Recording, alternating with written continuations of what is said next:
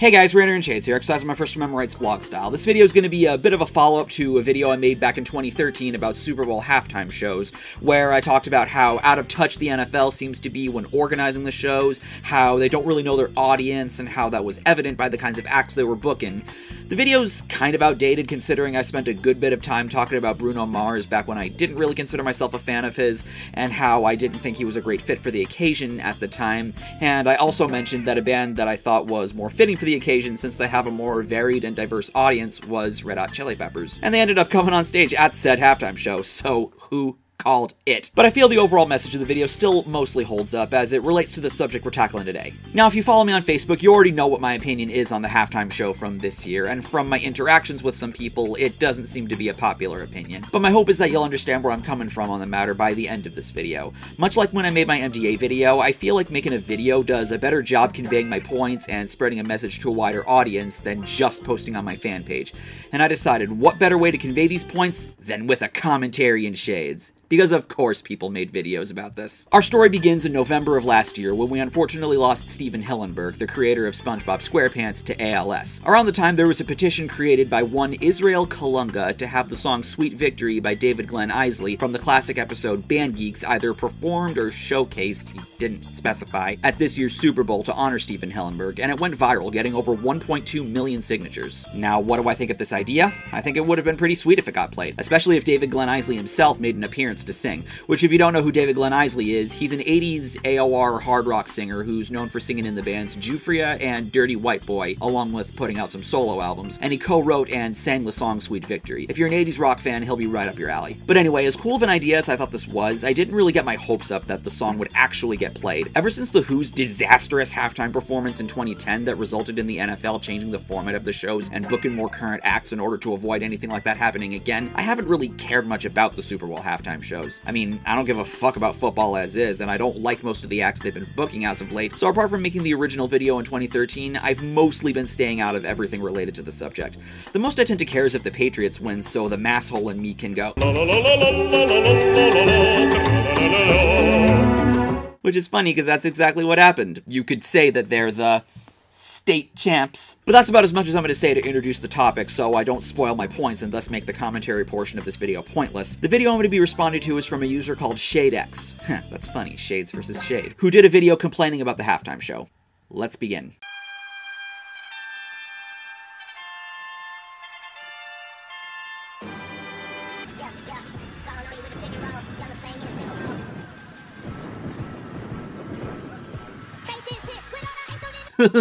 Funny meme. In all seriousness, is it just me, or are a lot of these memes kind of forced? I've only seen like 5 that I thought were at all funny or clever. Sweet Victory was not played at the Super Bowl. Instead, Sicko Mode played. Correction, they played the horn intro which transitioned into Sicko Mode. Do continue. There was a petition to get Sweet Victory played at the Super Bowl and it got 1.5 million signatures. The Mercedes-Benz Stadium was hyping it up. They tweeted about it. And this right here is one of the few pieces of evidence we had that Sweet Victory might get played. Keyword might. The only other hints we were given were a fragment of SpongeBob being shown in the teaser that Maroon 5 posted on their Twitter, and Squidward's voice actor Roger Bumpus posting on Facebook that Squidward was going to introduce the halftime show. My question to you and everybody complaining is, where in these 3 posts was there any affirmative evidence that Sweet Victory will in fact be played? Honestly, it's nowhere. But Shades, the GIF was from Band Geeks, so that means they were saying they were going to play Sweet Victory. How do you know that? Mercedes-Benz was probably posting that because it's a meme that's meant to showcase excitement. Not necessarily excitement for Sweet Victory, but excitement for the Super Bowl in general that football fans tend to be hyped for. Even if they know they're probably going to lose to the Patriots. People were hoping that Sweet Victory would play, but nope, we got schmeckledorfed.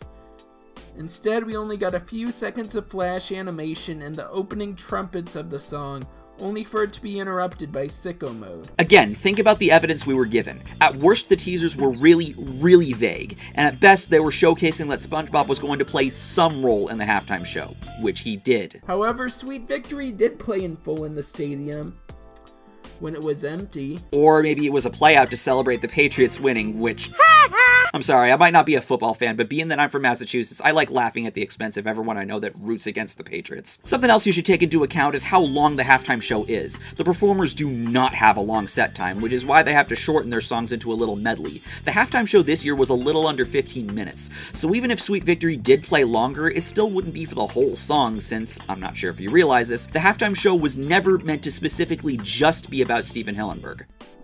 This is expected. The Super Bowl halftime shows are rarely good. And this is precisely why it was unwise to have your expectations set way too goddamn high. I don't care for the Super Bowl, to be honest. Still, I was hoping that Maroon 5 was going to play Sweet Victory. Even after the sicko mode trick, I was hoping maybe Maroon 5 would play it at the end. But nope, they didn't. Anyway, this halftime show was a disappointment, a huge disappointment.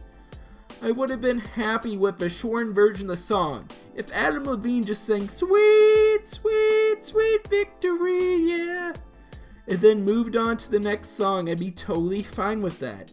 But nope, just a short animation and then sicko mode.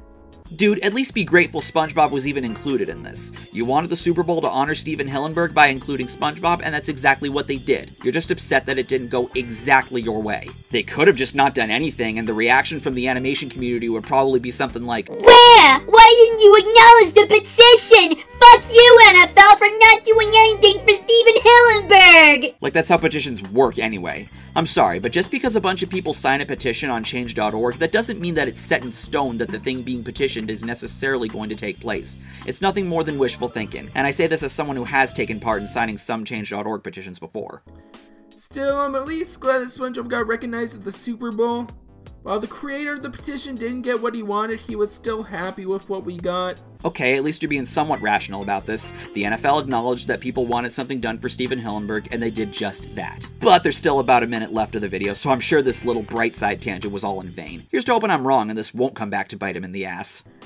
However, this Super Bowl halftime show would have been memorable if they played Sweet Victory. Damn it, you had one job! Look, I agree playing or showcasing Sweet Victory would have been memorable, just like I said at the beginning of the video, but I really think you just need to take what you can get here. Remember, this is the NFL we're talking about. When have they ever given a shit about your childhood or about internet/meme culture? Exactly. I haven't heard of any memorable halftime shows. Really? I don't know how old you are, ShadeX, but you sound old enough that you might at the very least remember the Bruno Mars Red Hot Chili Peppers halftime show from 2014 that I mentioned at the start of the video. That was a pretty memorable show. There was also the Prince halftime show from 2007 where he played Purple Rain in the rain. That pretty much screams memorable. Bottom line, quit exaggerating. This would have been a great way to honor Stephen Hillenburg's legacy. The NFL knew the fans wanted this. They saw a demand, but nope, they decided to just tease us with a few seconds of SpongeBob. Hold on, what was it that you said earlier here? Still, I'm at least glad that SpongeBob got recognized at the Super Bowl. Consistency!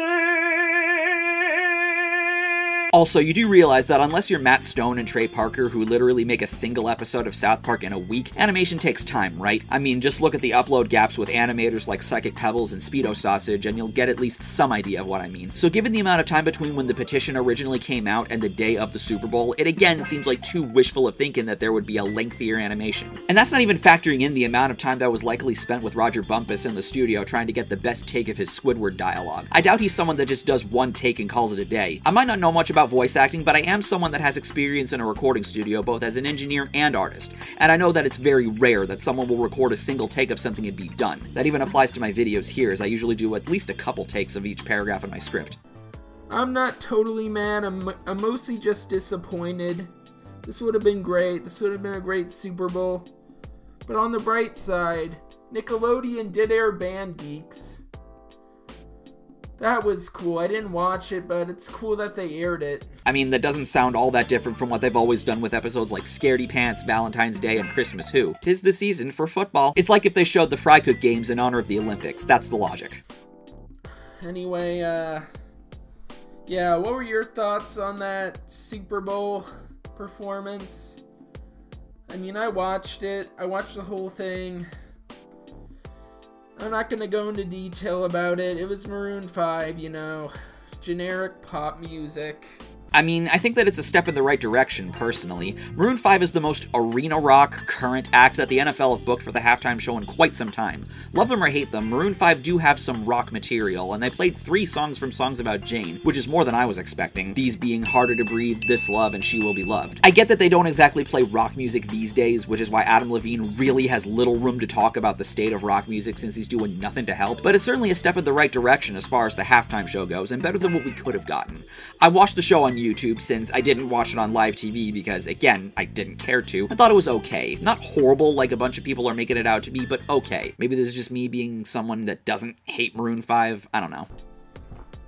I was just hoping they'd play Sweet Victory. I was really hoping they would, but they didn't, you know. Anyway, this has been ShadeX, and thanks for watching. Yeah, I don't know. I'm just disappointed.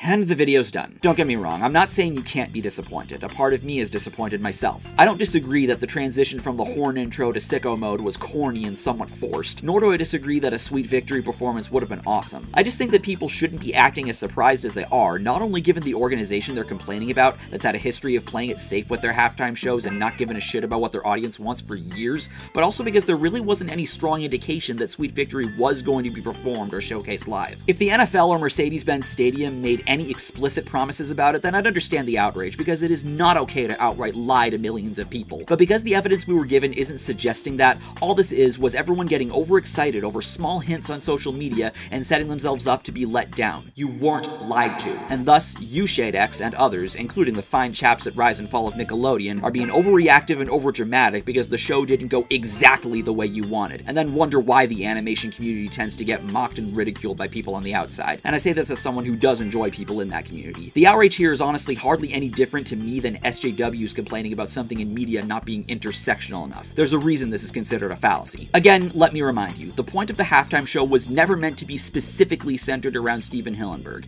and the fact that people are treating it like it was kind of says to me that you care more about having this done for the memes than you do about honoring SpongeBob's creator. Playing the clip that they did was the least we could really ask of the NFL, and the fact that they even did that much, especially given that this was fresh animation that was shown, I think deserves at least some kudos. I mean, I'm sure they knew a sizable portion of their demographic either grew up with SpongeBob or have kids that currently watch the show. It's the least they could do, so be grateful. I know I am. Rest in peace to Stephen Hillenburg. You've created a monster in that little sponge that stood the test of time.